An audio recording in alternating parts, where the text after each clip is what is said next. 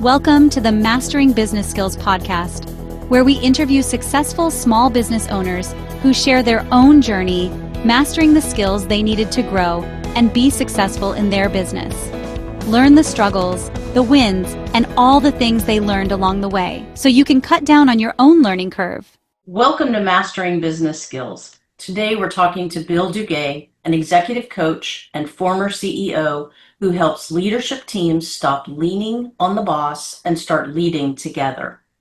Bill's coaching isn't feel-good coaching, it's field-tested, straight talking, sleeves rolled up for work that people who want to do meaningful work with people that they trust and still have a life outside of it. So welcome to the show, Bill. Thank you. Looking forward to spending time with you both today. Yeah, absolutely. So tell us a little bit about what you do and what inspired you to start your business. Yeah, let me start with the first one first, okay? Or the second one first, Sharon? What inspired me? My background, I'm a civil engineer. Please don't hold that against me. And I started working in construction at a real young age for my dad. When he got out of his day job and I got out of school or sports or whatever it was, we'd meet up together and we did home remodels in the wintertime and landscaping in the summertime and just hustled to make ends meet. And that beginning to my entrepreneurial career led me to engineering school, led me to building roads and bridges across the U.S. And along that journey, there was a lot of challenges, sat in a lot of seats, and some of them were pretty dang hot. And found that through the gift of coaching, somebody really being in your corner, challenging you, me, to face what I was struggling to face, made me a better person so I could be a better leader, a better husband, and a better father, and a better person. So that's what inspired me. So today, after spending my life in construction, I do a couple things. I do leadership coaching, development coaching. And so I'm not talking about feel good, handing out affirmation and trophy coaching. I'm talking about let's challenge ourselves to face what truly is challenging us and think about challenges that are blocking our path as the path. I'm a big fan of the Stoics. What is our challenges? How do we tackle them, move forward with them? And that just keeps me excited, keeps me engaged, helping high-performing leaders be better at what they want to do and show up more fully at work, at home, with no mask. That's awesome. And that is so needed right now because like we kind of talked about earlier before the show, my husband is in that same kind of deal. And I know how important that is to leaders to have that coaching and that help that they need. So, yeah. Yeah. Thank you, Sharon. I think of it this way. Every person, once they get into a leadership or management role, should have three things. They should have a coach or mentor, whichever one's appropriate. And I feel they're two different things. They should have some type of peer group, someplace of like-minded folks where they can share and experience and process and realize that they're not on an island. Right. That they're just on a journey amongst others. And some kind of operating system for their business, for their department, to take the randomness out of how do we execute and perform and stay aligned towards common goals. And if you can have those three things as a leader or manager, and more importantly, as an organization, you can have more fun. You can have less stress, less frustration, hopefully make more money, and just have time for other passions and not feel overwhelmed. I see that a lot, alone on an island type thing. I see that actually a lot in. Yeah. How's that showing up, Sharon, when you say that? It's showing up as they feel like they're in the middle of the ocean with no clear path, no support. There's no anchor. And so I see that a lot in several people here, especially in the last year. I see that. Yeah. Here's a hard fact that many of us understand but don't really think of it this way. We are competing for attention. Our employees, everybody around us is competing for attention. And we're competing for space, cognitive space, emotional space in ourselves and the folks around us. When you think about our phone, who loves us, by the way, and I probably need to go check it and touch it right now, to social media and these weird expectations of what normal is, the chaos of work in our environments, if they're truly not structured. And we as humans need to process all that and stay centered. And that's hard to do. We're hardwired to do stuff. I don't care what business you're in. Most of us are hardwired to do stuff. Just give me the facts. Let me go do it. Give me peace, and I'll go get it done. And today's environment doesn't operate like that. We're bombarded with these external stimuli, which makes us feel like we're on an island. If you think of on an island as I'm alone, there's no stimuli other than the waves lapping at the beach. Today's island is I am isolated yet bombarded with these external influences and inputs without, like you said, this path forward. And being in a peer group, having a coach, an operating system can give you that clarity and confidence and freedom. Yeah, that's very true. I like that you said about the social media and the phone too, because I found it really interesting. My husband and I just had this conversation over the weekend because several years ago, I went probably 3 or 4 years with, I didn't have Facebook or anything on my phone. I had it, it was off my phone. It was the only reason, I had it, I wouldn't even go on my own profile. I would go on for, for clients if I needed to, but that was it. Mm-hmm. And I never really missed it. And then, and that was probably, I think that was before COVID, roughly. And then I got back into it a little bit because, COVID, what else were you going to do? Mm-hmm. So you catch up with everybody that way. And then my husband and I just went on a getaway for our 23rd wedding anniversary. And we had— Congratulations. Thank you. And we had bought new phones right before we left. And he says to me, is it all set up? Everything's set up? So yeah, everything's set up. And he said, okay. And he packed up my old phone and he sent it back. Okay. And then we get in the car and I can't get into anything because like Facebook and stuff is like, no, you have to push the button that's on your old phone. And I was like, well, I don't have my old phone anymore. So I couldn't get into it. So he's laughing at me the whole weekend because I'm like, well, I can't do anything. I can't get into Messenger. I can't. And then I realized like just in that like 4-day period, how much I was back into checking Facebook and checking Messenger and I was like, and before that, I think the only thing I left Messenger on only because one of my neighbors he was an older man and he always messaged me that way. So that was the only reason I left it on. Mm-hmm. And I was like, you know what? I feel like I need to take Facebook off my phone again, just so that I'm not tempted to constantly be like, oh my gosh, what is everybody else doing? And, and am I keeping up? Am I doing enough? Am I, all of that. And just do it from the laptop when I'm working, and that's it. What I hear when you're saying this, Erin, is those distractions take up cognitive space. Mm-hmm. So think about what you said right before we went on vacation to celebrate something meaningful for you and your spouse. Yep. And yet there's this cognitive distraction of, my phone and this other stuff. And I'm not saying this was you, but for many, it becomes something that prevents us from being fully present in the here and now. And the biggest gift that coaching can give is the ability to be fully present in the here and now, to listen, to understand, to experience without the what's next, or I need to hurry through this because the phone's ringing, my schedule is telling me I got to do whatever that is, to give us freedom to be truly here and now and present. Mhm. Yeah, Yeah. that's true.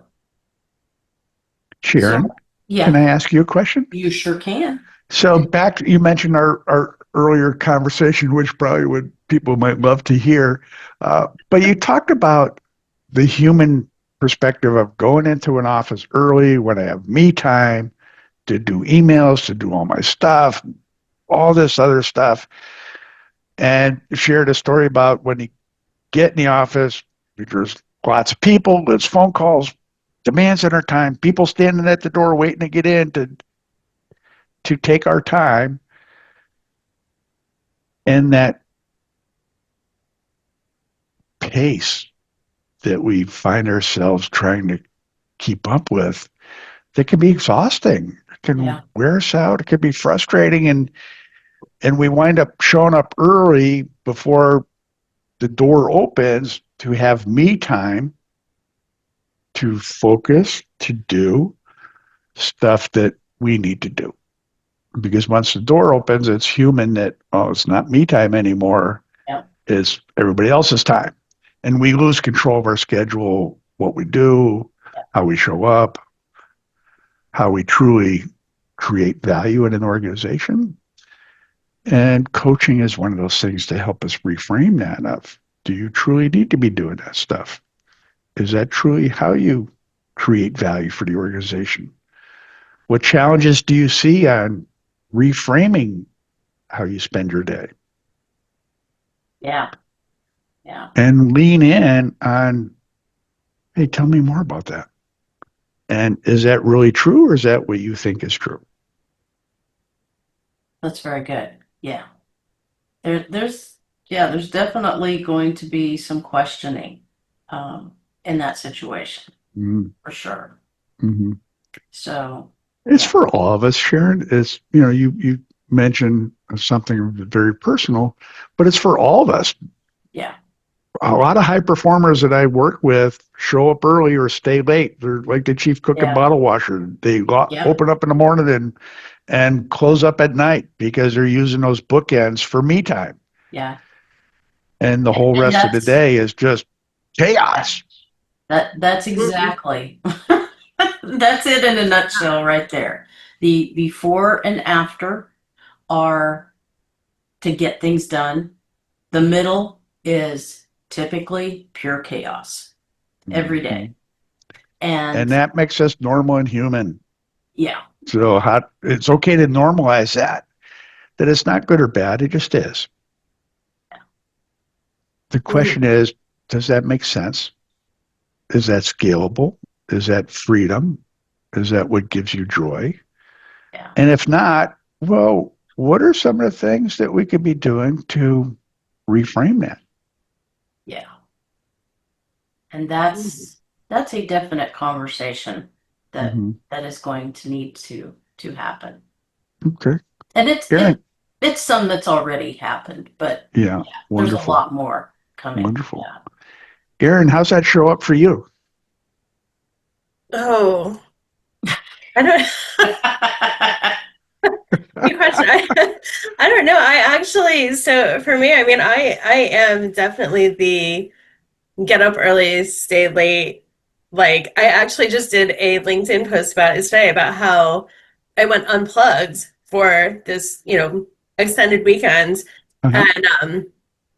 And I actually had a better, I had new ideas and I had a different view on like the all of my businesses because I have three of them. So Wow. it was a kind of a, oh, how do I want to reframe doing this and who do I want to Hmm. delegate that to and what can I Hmm. do so that I'm not running crazy all the time and I actually have space to breathe and do the things that I like to do versus being in front of my computer 24/7. So, Yeah. um, Congratulations.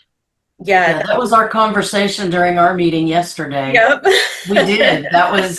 That was one of the main topics that we Yeah, talked about in our meeting. So, yeah. yep. Yep, because we were both like, oh, it's time to like reassess Yep. the Hmm. busy because even on LinkedIn today I said it's we put so much focus I feel like in our world on work, but not resting. Like if you're not working and you're not accomplishing anything, you're not being productive. Like and we tend to look at rest as, you're being lazy, you're, whatever it is, when it shouldn't be that way. Because, I focus a lot too in my own work on like mental health versus, as well as physical. And you would never push like we focus so much on physical health and what you're going to push your body to, and then but your mental health is the same. You're by working like this and not resting and you're pushing your mental health to that point where it's going to break too. Yeah. Thank you so much for sharing that. It's Suicide Awareness Month here in the US. And if we're okay in our businesses as people, as teams, to talk about mental health and normalizing mental health is just health, whether it's physical health, our body, our mental health, how do we show up, how do we process, and understand that we're humans. And think about, no leader, I hope, would ever say, well, that's not what I intended, when somebody is struggling to process their mental health is declining or at risk because of something going on at work. No employer should ever say, let's hope. That's what I intended. Yeah. How do we make sure we have time as humans to process, to be, to explore in a safe way that our mental health is intact? Because without it, how can the other side possibly thrive? Right. Or how can the whole person actually show up in the workplace and engage as a whole person? Yeah. It's impossible. Yeah. It's like ridiculous to even consider it.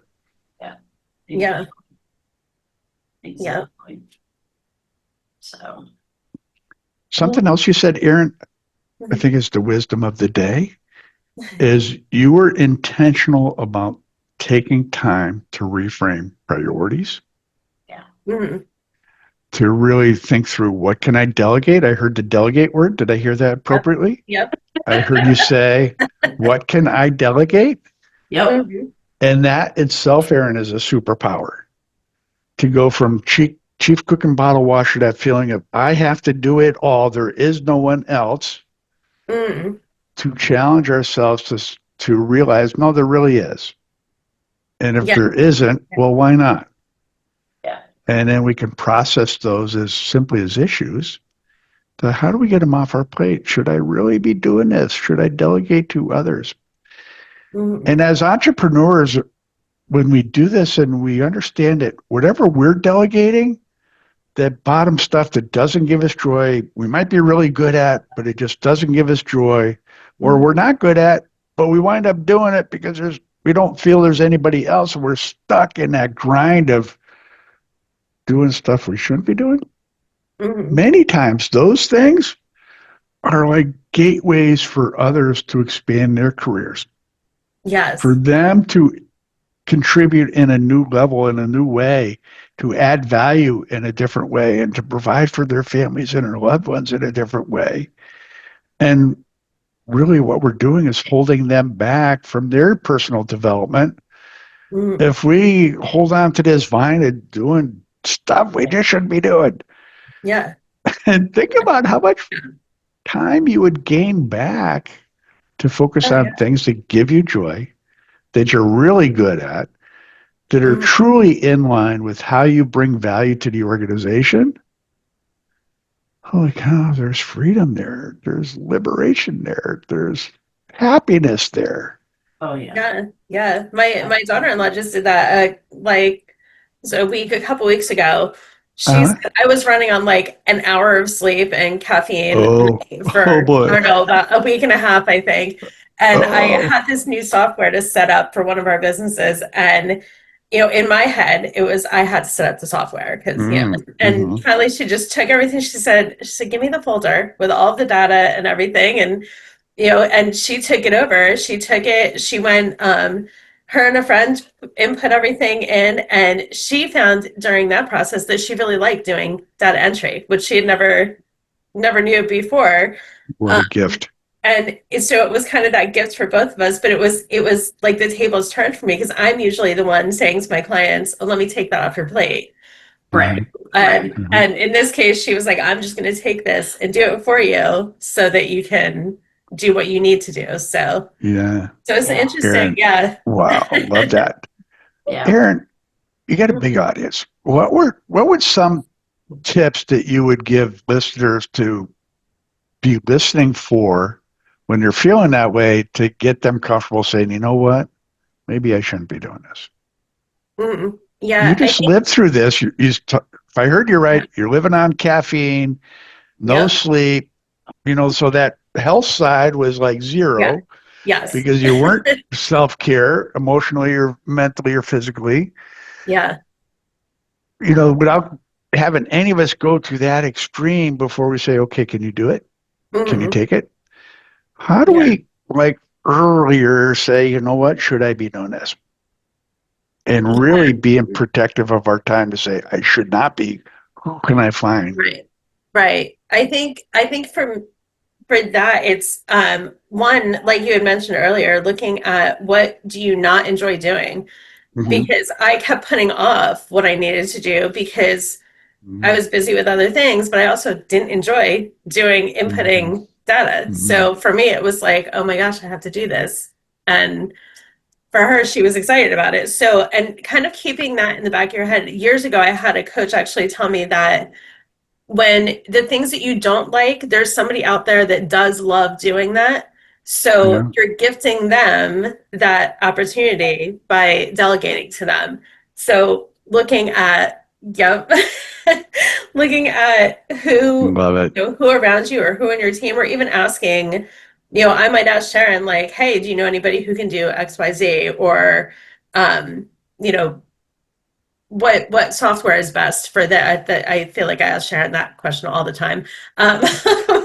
What software is best for this? And Mm-hmm.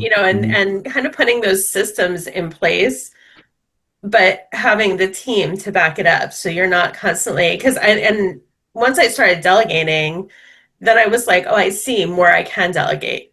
Mm-hmm. Like this person can take on this, and this, and Yeah. realizing too that it's because a lot of us, I think, tend to hold on to what we're doing because we think it's easier if we do it than if Yeah. somebody else, Yeah. than to Oh, tell yeah. somebody else to do it. And That's the yeah, entrepreneurial trap is like, yep, Yeah. I'll just keep yep, doing it. There's nobody else. Like, yeah. woe is There's nobody me. else, Like, and you're not going to do it the same way, and being okay that mm-hmm. it doesn't have to be Mm-hmm. done the same way. Yeah. Oh, As I long as love it's that. done and it's done right, there's What different a ways to go about it.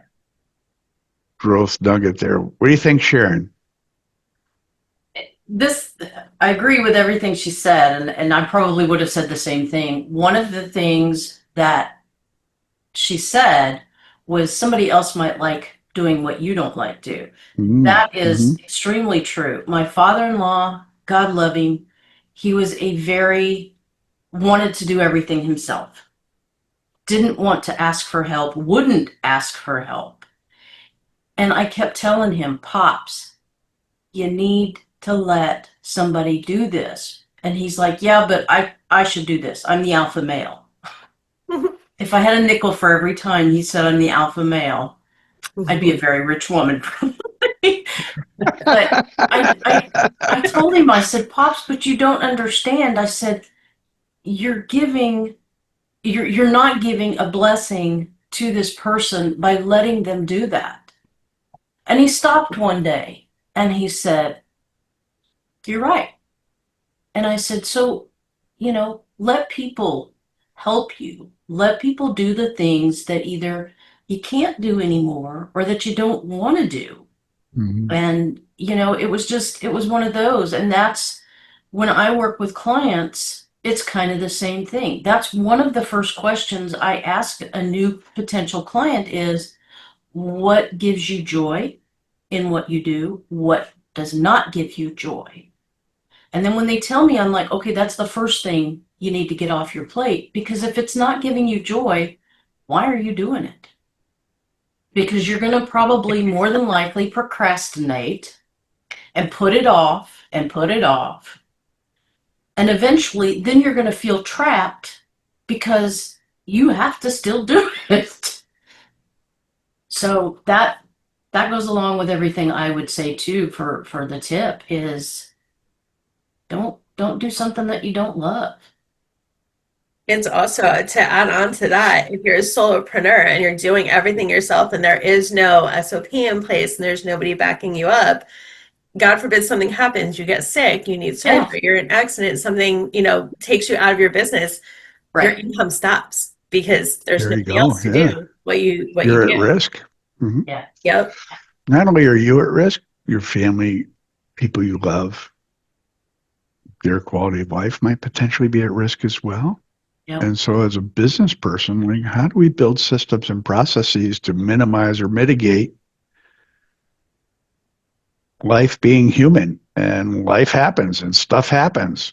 And, regardless if you're a solopreneur or a big business, like, how do we build redundancies into what we do to create some safety and resilience from life, from the economy, from what's next, because there's always something what's next. Right. So we don't have to clog up cognitive space with it. Yeah. And Erin and I are both very big supporters of having SOPs in place because not only, like you said, can your family possibly suffer if something happens to you, but what about all your clients that you have? I mean, they're going to suffer too because they're counting on either a service or a product or whatever it is that you support them with. Yeah. And yeah, you have to have those things in place. Yeah, wonderful. Many of the clients I work with, when we talk about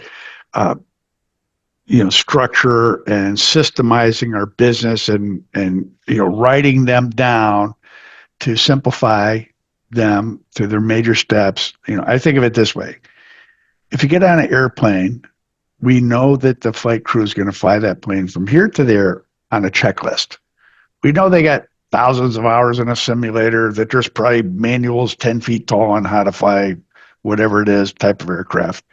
But when it comes time to do it, we're going to do it on a checklist. And we're absolutely okay getting on there, sitting in the seat, buckling up, listening to the, thing about the oxygen mask, with them flying that plane from here to there on a checklist. Well, how do we do that with our business? And we automatically go, oh, Bill, you don't understand.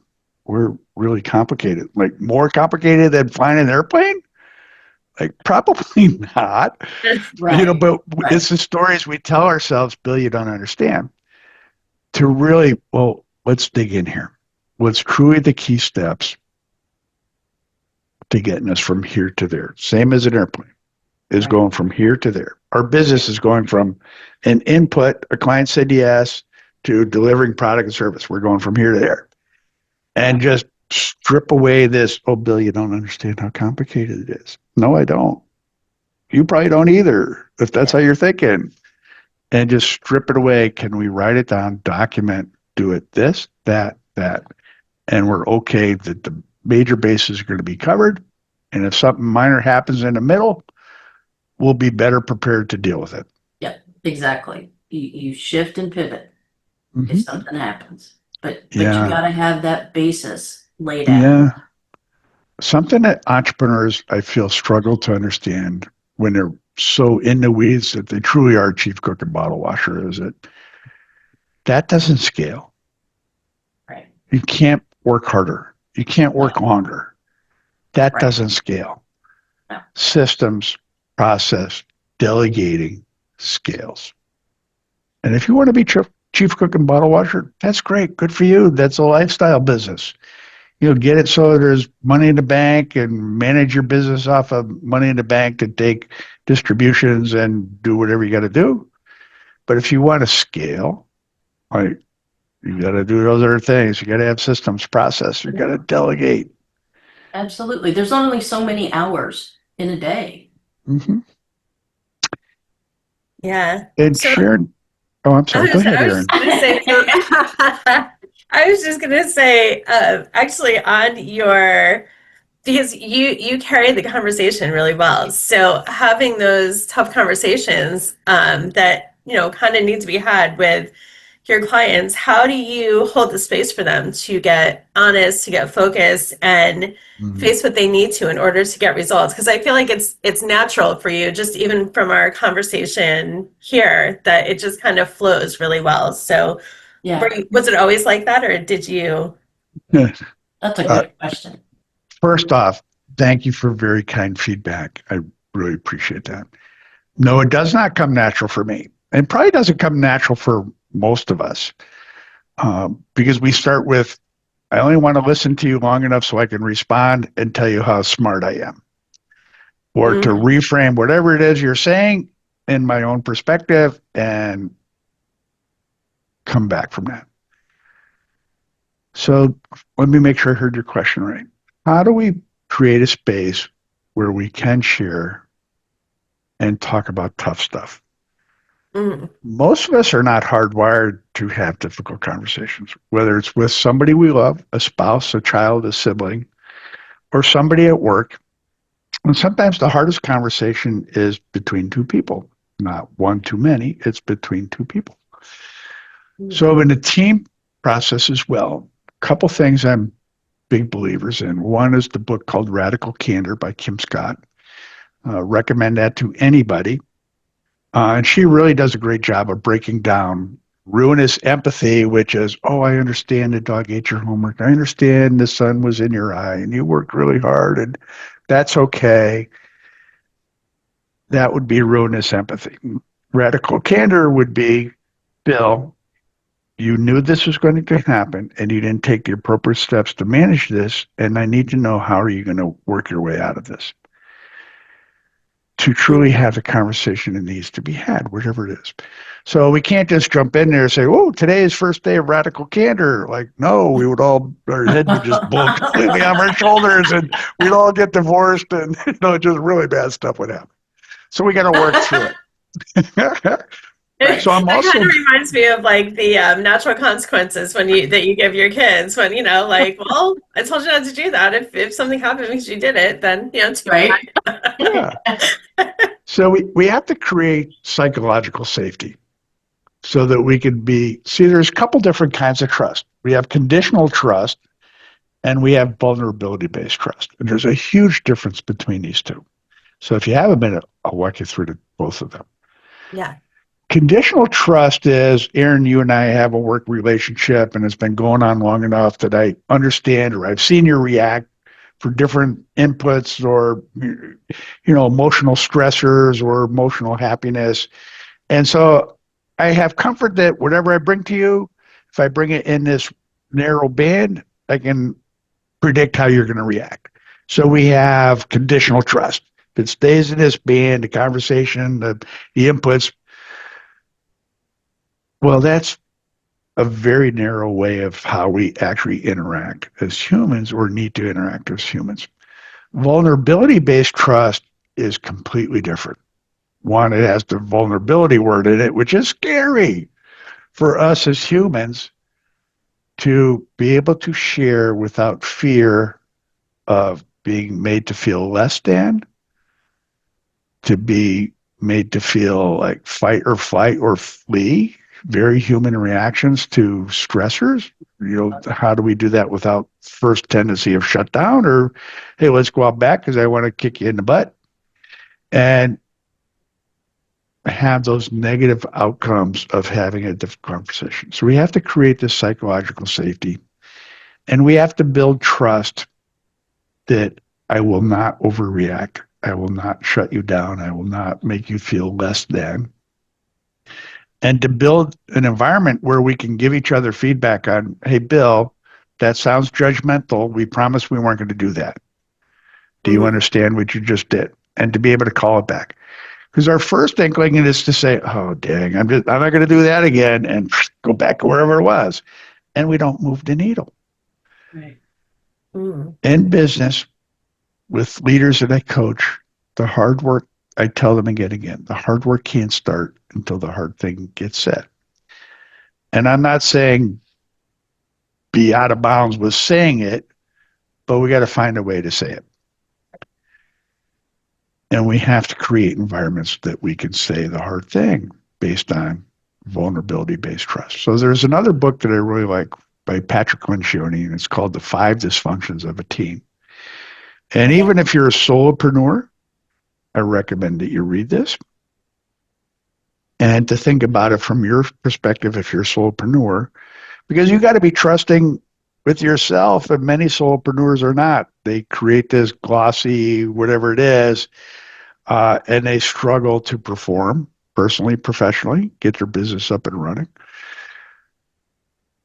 and to challenge themselves through the 5 dysfunctions, which are we truly vulnerability-based trust, that we can say what needs to be said without fear of reprisal, being made to feel less than, that we're not going to trigger a fight or flee response, that it's okay to engage in meaningful and purposeful conflict, that better decisions are made when we vet the options, which is conflict. So conflict isn't, let's duke it out. Conflict goes, hey, let's challenge this to make it better.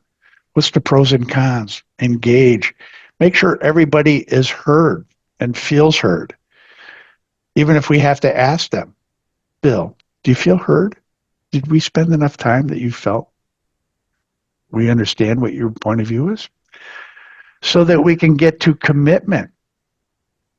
So a couple things I'm always looking out for is somebody says, sure, fine, or whatever. Like, those aren't active engagement words of commitment. So if somebody says, sure, fine, or whatever, I'm like, no. Let's back it up here. Those are avoidance terms like, Bill, will you shut up? It's time for lunch. Or I'm done talking about this. And we want to move on. And here's another reality that Lencioni talks about. If we don't have commitment, we can't have accountability. Because we'll get to the point where that's not what we agreed to. Oh, that's not what I understood. That's not what I bought into. And so we come up with these more avoidance techniques because we didn't engage in trust, conflict, commitment to have actual accountability. Accountability is really just following up on what we said we're going to do. Right. It's not overcomplicated. It's simply that. And are we okay with following up on our commitments to do something? And when we do those 4 things really well, we can drive results. So working backwards, if you're not getting results, well, do you have accountability? Did you really check up on stuff you committed to? Did you truly vet this stuff as a team? And if not, well, we're back to team health, that you're not saying the stuff that's got to be said. Right. And it is the foundation of excellence in teams and companies, in delighting customers and clients again and again. So if you think about, well, I got high turnover, whether it's customers or clients or employees or vendors, don't think of that as random and it's on them. No, it's on us. No. Let's truly get into what's in our control and have a hard conversation. Yeah, definitely. I feel like that's one of the first signs that there's an issue inside a company or, in their leadership teams, when they have a high turnover over and over and over, whether it's employees or, like you said, it could be vendors, it could be customers, but Contractors. Yeah, all kinds of things, right, Sharon? Right. And it's all in our control.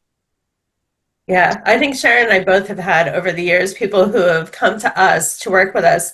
And like for me, as soon as they say, I've gone through X amount of other assistants and I'm just never happy, like it's a huge red flag because I'm like, well, if you've gone through 10 before me, you probably I can't guarantee you that I'm going to be the, Right. one that makes your day. But Yeah. So, Erin, let me make sure I answered the second part of your question, if I heard this right. And you gave it in praise that I created an environment where we got the conversation rolling. And he felt good about that. So this is intentional as well. So I'd like to share what you felt but may not have saw. So what you felt was me staying curious. Sharon, what's going on? Tell me more. How's that affect you? Erin, where does that show up for you? Mm. So it wasn't about me at all. It was about me Right. being fully present here, being non-threatening, being non-judgmental, Mm. staying focused and curious, and simply here. Mm. Having a human conversation. A human conversation. You got it, Sharon. Yep. And that's tough to do because guess what? Well, I got another meeting in like 22 minutes and like I'm already thinking about that and how do I wrap this up? I don't, by the way. But we are so overscheduled that it's Yes. difficult. Remember back to what I said earlier, we're competing for attention because we have Yep. all these external stimuli. And when you feel somebody was fully present here, Mm. listening to you and curious about you, Mm. it's so different because we don't get to experience that. Right. That Yeah. it shows up in what you said, Erin. Wow. Yeah. Bill created a space where he got Sharon talking and she's an introvert Yeah. and Yeah. got me talking about what's going on in my life. Yeah. Yeah. And I've never talked to him. Nope. So think about employees, clients, vendors. Are you truly present with them? Mm. And if not, what's keeping you from that? Yeah. That's so powerful. I just got goosebumps all over because yeah. Wow. That's true. Because Yeah. if you're not having those conversations, doesn't matter who it is, if it's Mhm. contractor, vendor, family members, Yeah. Mm. that is the kind of conversations we all need to be having. Yeah. So Sharon, let's get back to something earlier. We talked about showing up early, staying late because that was the only time we had me time. And the Yep. rest of the day was, I got to have this conversation because somebody's standing at the door. Yep. If we think about it from a purely unemotional standpoint, like what's going on here? What kind of conversations are we truly having? You know, I get it. Some conversations just got to be do this, pick A over B, and, you know, get back to doing whatever it is. But there's probably more conversations that need to be had at a deeper level in the course of a day and have time for us, me time to reframe, reset my own sense of self. That when we're spending our day like that we have to bookend a day with me time because we get no me time during the course of the day. And I'm not saying this from a selfish point. I'm actually saying it from a selfless point. Because when we create that space and show up fully and presently, we are more giving of ourself. And that is not selfish. That is selfless.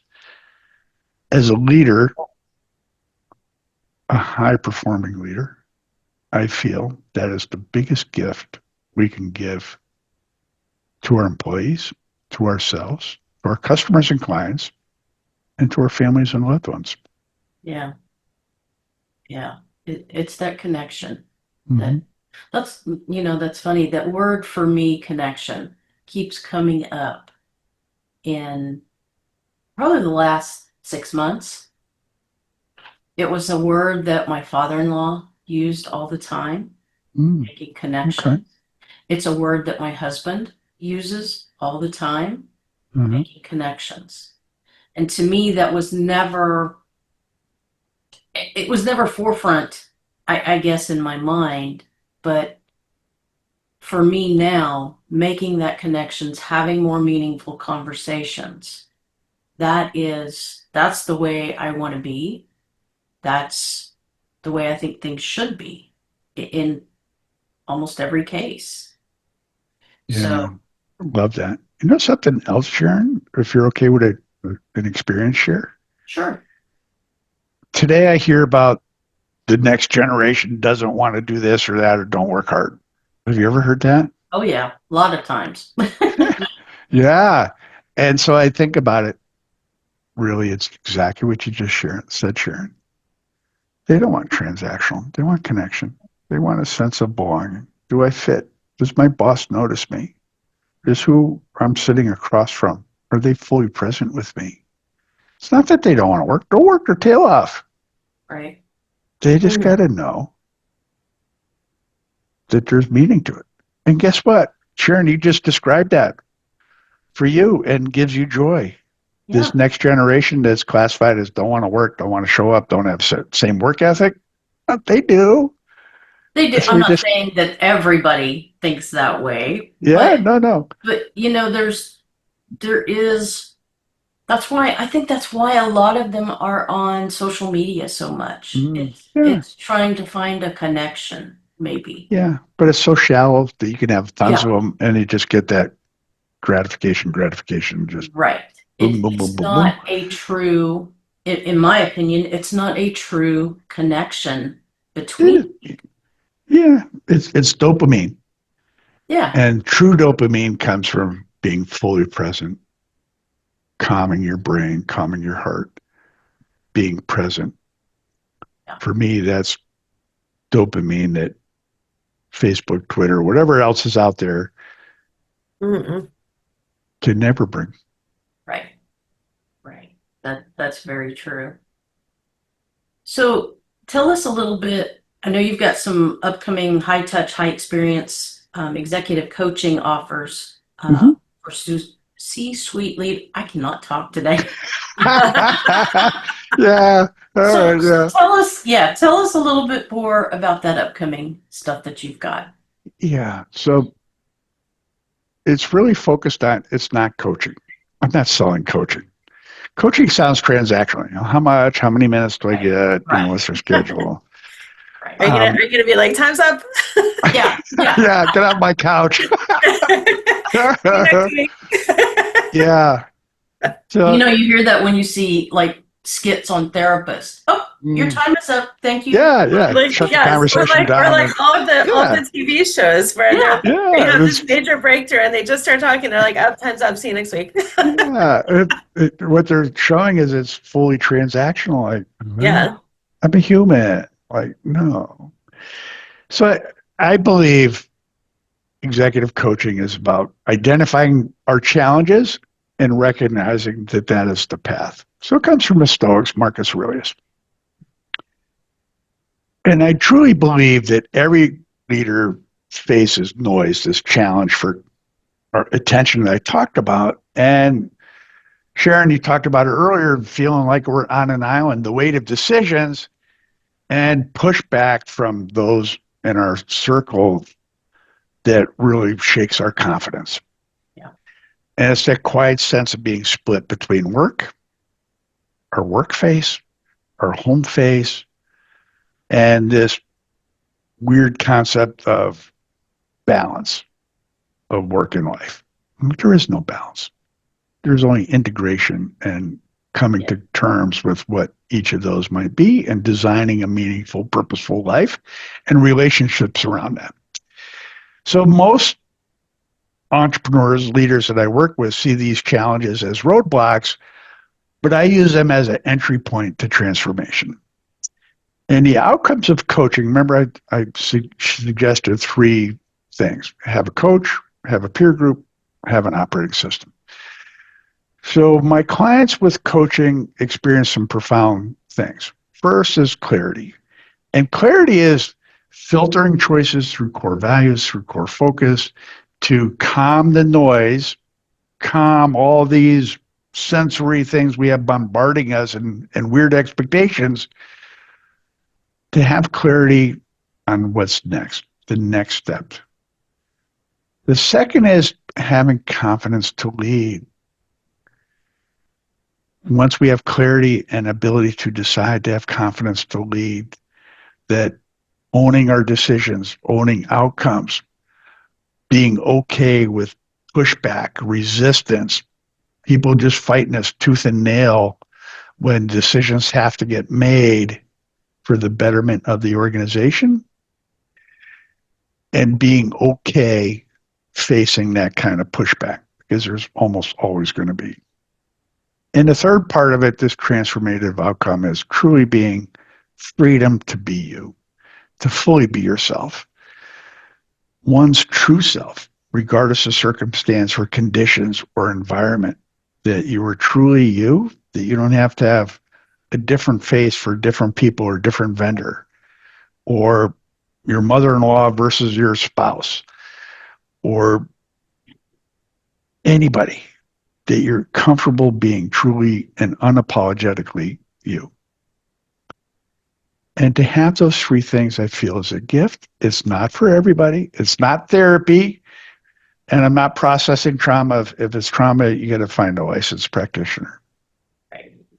And it's not feel-good life coaching. So I'm not handing out trophies and participation stuff and surface level motivation, pats on the back.